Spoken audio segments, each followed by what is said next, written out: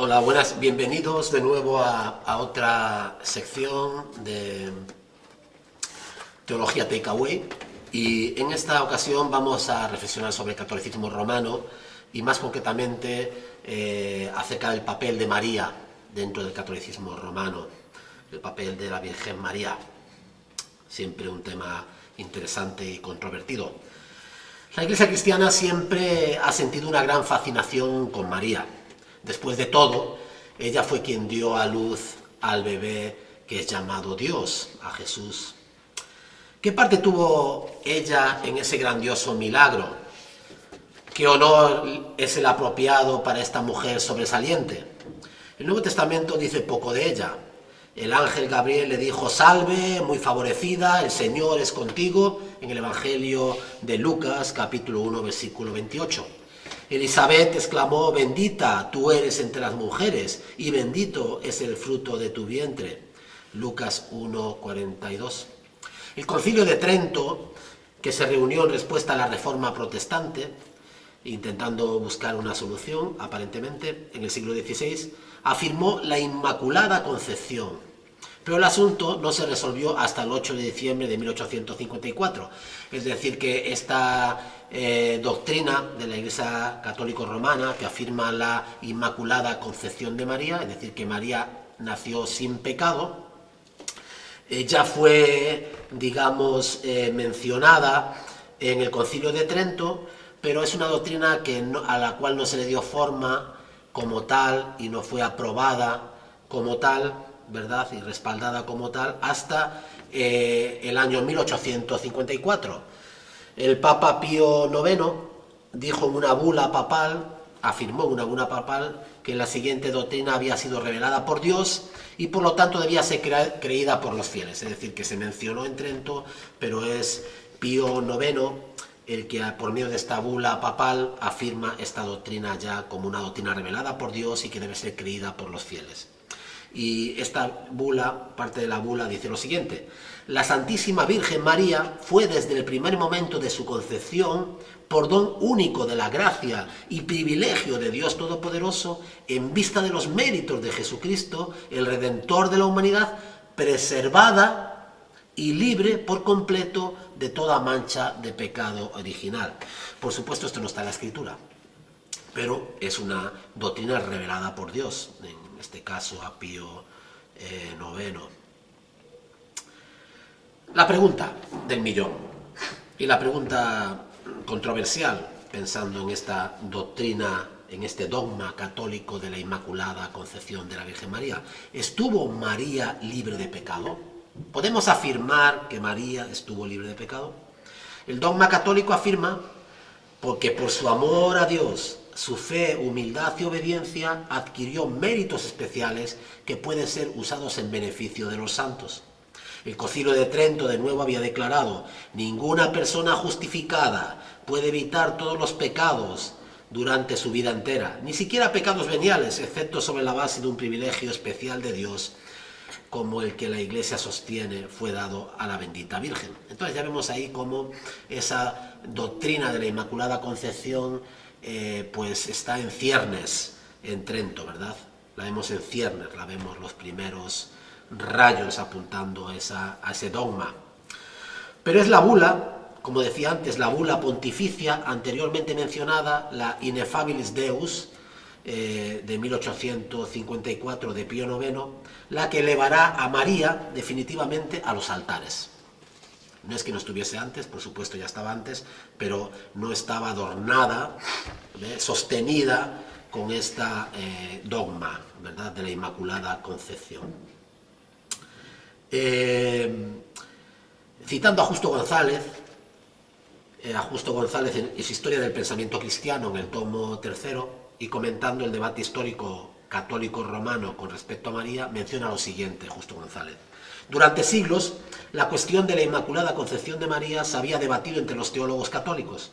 No se trataba de si Jesús había sido concebido por María sin pecado. Tal cosa había sido el consenso de la Iglesia por muchos siglos. Es decir, la Inmaculada Concepción de Jesús era una cosa que estaba fuera de todo debate teológico. sino más bien de si María misma, en su propia concepción, había sido preservada de toda mancha de pecado. Este era el debate, al cual no llegaban a un acuerdo y a un consenso.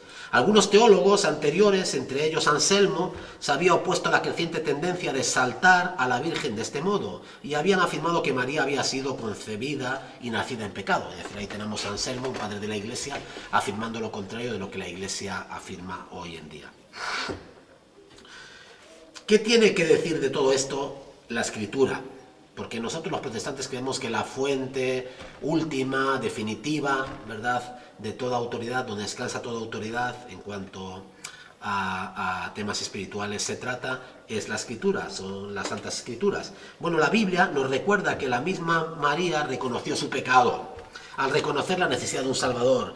Y mi espíritu se regocija en Dios, mi Salvador. Si no eres pecador, porque necesitas un Salvador. Y María reconocía con esta gran humildad, de la cual hacía gala siempre, y la cual es un ejemplo para nosotros, de que se regocijaba en Dios su Salvador. Lucas, Evangelio de San Lucas, capítulo 1, versículo 47. No solo esto, sino que la afirmación de una supuesta impecabilidad contradeciría el testimonio de la Escritura, por el cual se nos recuerda: por cuanto todos pecaron, todos, ella también, todo ser humano que ha nacido, que ha pisado esta tierra, ha nacido con el pecado, ¿verdad? Es un pecador. Y están destituidos de la gloria de Dios, ella también, todos estamos destituidos de la gloria de Dios, todos hemos nacido con esta carga, con este pecado, ¿verdad? ¿Mantuvo María su virginidad perpetuamente? Esta es otra cuestión también que se debate, ¿no? ¿Mantuvo María su virginidad perpetuamente? Por supuesto, la Biblia enseña que María era virgen cuando concibió a Cristo, y esto los protestantes es algo fundamental. Nosotros también estamos en nos mantenemos en esa posición, es fundamental, es algo que no es baladí, ¿verdad? La Virgen era virgen cuando concibió, y concibió por obra del Espíritu Santo al Señor Jesucristo sin la intervención de hombre alguno.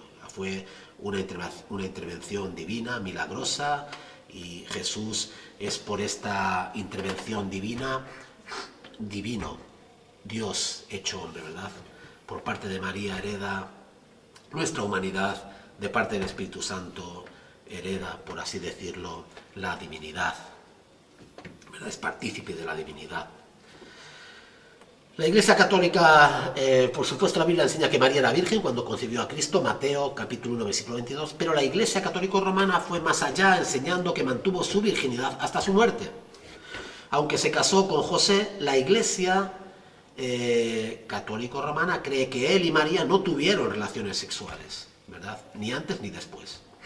Quizás sea por esta connotación tan negativa del sexo, ¿no?, en la Iglesia Católica Romana, y como todo el pecado está relacionado también con el mundo de la sexualidad, del cual los protestantes no estamos de acuerdo, estamos en desacuerdo con esto, ¿verdad? La sexualidad es algo también dentro de la esfera de la creación de Dios, que Dios ha permitido también para que el hombre pueda desarrollarse como tal, ¿verdad? No solamente con fin procreador, de tener hijos, sino también con fin de disfrutar de esa unidad que esposo y esposa, hombre y mujer, pues pueden disfrutar en esta relación sexual, ¿no?, de intimidad sexual. Aunque se casó con José, la Iglesia Católica Romana cree que él y María nunca tuvieron relaciones sexuales. ¿Contradice la Escritura esa alegación de perpetua virginidad? ¿Encontraríamos una contradicción en la Escritura con esta afirmación de la Iglesia Católica Romana? El salmista, refiriéndose a Jesús, escribió: «Extraño he sido para mis hermanos y desconocido para los hijos de mi madre». Es una palabra profética con respecto que apunta a Jesús en el Salmo 69, versículo 8. En cuanto a las relaciones sexuales, Mateo nos dice que pero José, ¿verdad?, pero no la conoció hasta que no dio a luz a su hijo primogénito, es decir, no tuvo relaciones sexuales con María hasta después de dar a luz a su hijo primogénito, a Jesús, y le puso por nombre a este primogénito Jesús. Mateo, el Evangelio de Mateo, capítulo 1, versículo 25. En el capítulo 13 de este mismo Evangelio de Mateo, incluso se nos da algunos de los nombres de sus hermanos, ¿verdad? Porque en este capítulo 13 nos dice, ¿no es este el hijo del carpintero? ¿No se llama su madre María y sus hermanos Jacobo, José, Simón y Judas? ¿No están todas sus hermanas con nosotros? ¿De dónde pues tiene todas estas cosas? Mateo capítulo 13, versículos 55 y 56. Bueno, sabéis que los católicos argumentan que la misma palabra para hermano también se utiliza para primo y que estos no eran hermanos sino los primos de Jesús, pero parece una familia muy unida, porque siempre nos encontramos a María con sus primos y sus primas, ¿vale? Entonces, son, sin duda, nosotros creemos que son los hermanos y las hermanas de Jesús y que María pues tuvo más relaciones con José, por supuesto, y tenía una familia más grande, no era una familia solamente con un solo hijo, con Jesús de Nazaret. ¿Es María mediadora e intercesora? Es otro papel que les ha dado a María en el catolicismo romano, que se le ha elevado a los altares como mediadora y como intercesora. El catolicismo romano la denomina corredentora, es decir, que redime, salva, perdona al lado de su hijo. Y termina acuñando esta idea de corredentora, este término corredentora, termina acuñado en el siglo XV para enseñar que ella cooperó en la obra de redención sufriendo con Cristo al pie de la cruz. Según el Papa Pío XII, ella fue quien ofreció a Cristo en el Gólgota al Padre Eterno. Ella es la mediadora entre Dios, el Padre, ¿verdad?, el que ofrece a su Hijo, a Cristo. De modo que María coopera en la aplicación de la gracia de redención a la humanidad. Aunque su intercesión es inferior a las oraciones de Cristo, es en gran medida superior a la intercesión de los demás santos. Por eso María está por encima de todos los demás santos y de la santoral romana, del panteón de santos romanos. El Papa León XIII decretó: nada que sea conforme a la voluntad de Dios viene a nosotros sin la intercesión de María. Nada que sea conforme a la voluntad de Dios viene a nosotros sin la intervención de María. De modo que así como nadie puede acercarse al Padre Supremo si no es por medio del Hijo, nadie puede acercarse a Cristo si no es por medio de la Madre. ¿Vale? Entonces tenemos ahí una mediadora entre Cristo y nosotros, entre Dios y nosotros. La Biblia nos recuerda tajantemente, de forma concluyente, porque hay un solo Dios, y un solo mediador entre Dios y los hombres, Jesucristo hombre, el cual se dio a sí mismo en rescate por todos, segunda de Timoteo capítulo 2, versículos 5 y 6. Este es el testimonio apostólico, el testimonio de la Escritura, que tiene validez para nosotros definitiva, final, ¿verdad? Jesús mismo afirmó que no hay otro camino, otra persona, otro medio para llegar al Padre que no sea Él mismo. Yo soy el camino y la verdad y la vida, y nadie viene al Padre sino por mí.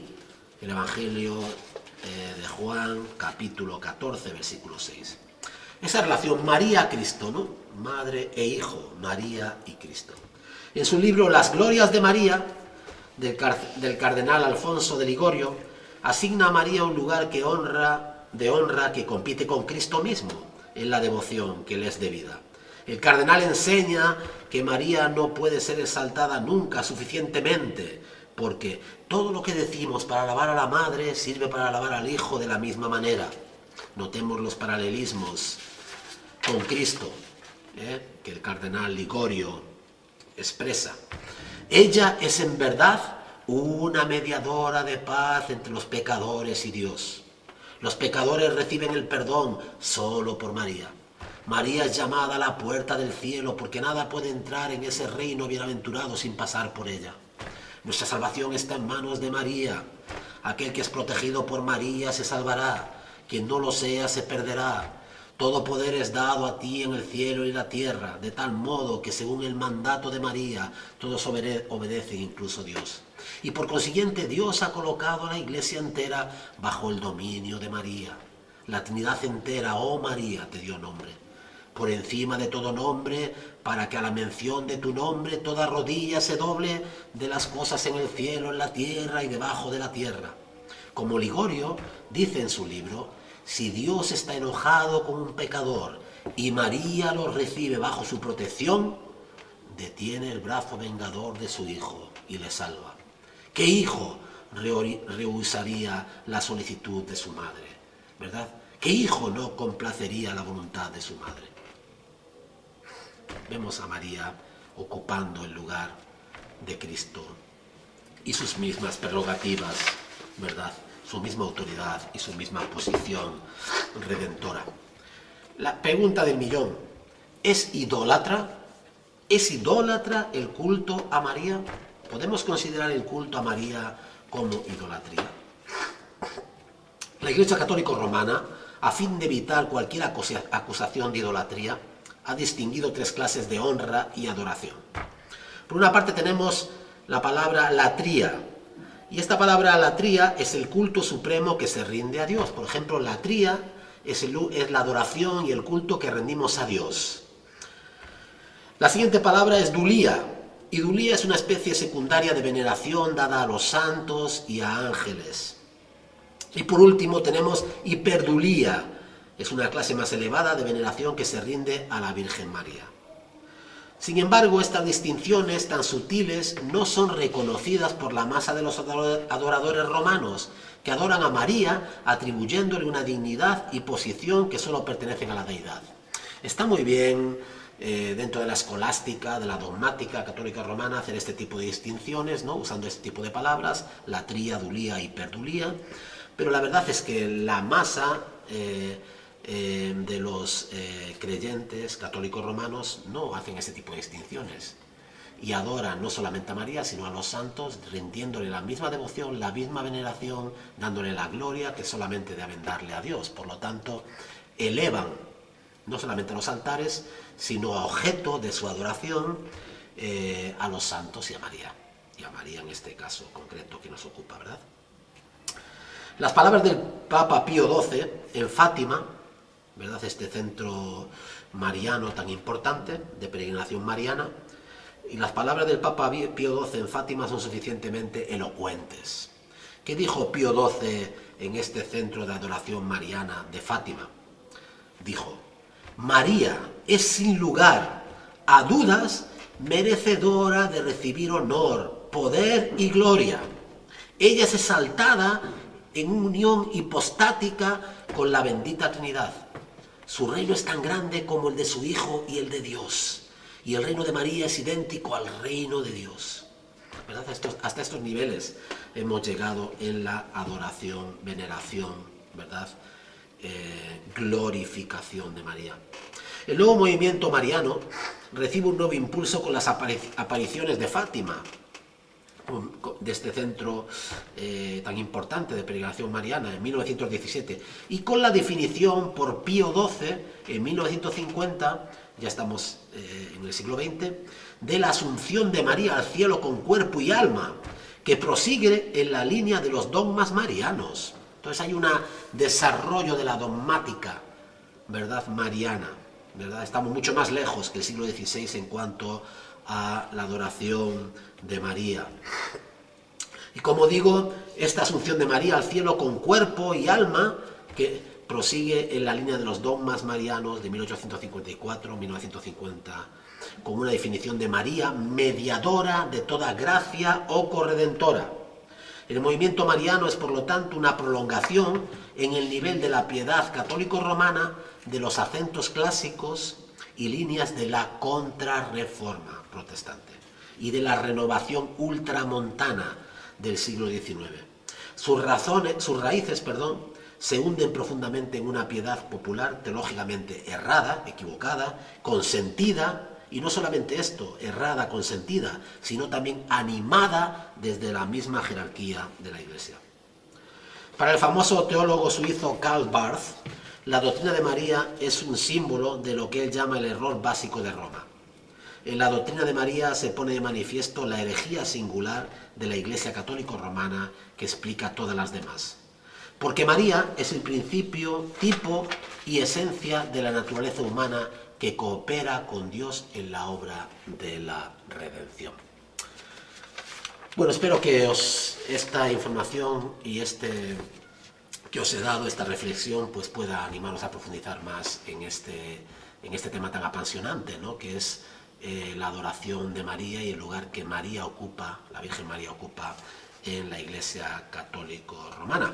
Porque sin querer ser demasiado exagerado, para terminar, yo considero a la Iglesia Católico Romana en la actualidad mucho más mariana y mucho más mariocéntrica que cristocéntrica. María está en todas partes, Cristo por supuesto tiene que estar, pero María lo ocupa todo, lo llena todo, ¿verdad? Y todo gira alrededor de la Madre y no del Hijo, no de aquel que murió por nosotros en la cruz del Calvario, aquel que era Dios y hombre, sino de su Madre, que era una mujer bienaventurada, una mujer ejemplar, una mujer piadosa, una mujer creyente, una mujer a la que admiramos, pero una mujer, en definitiva. Pues muchas gracias por vuestra atención.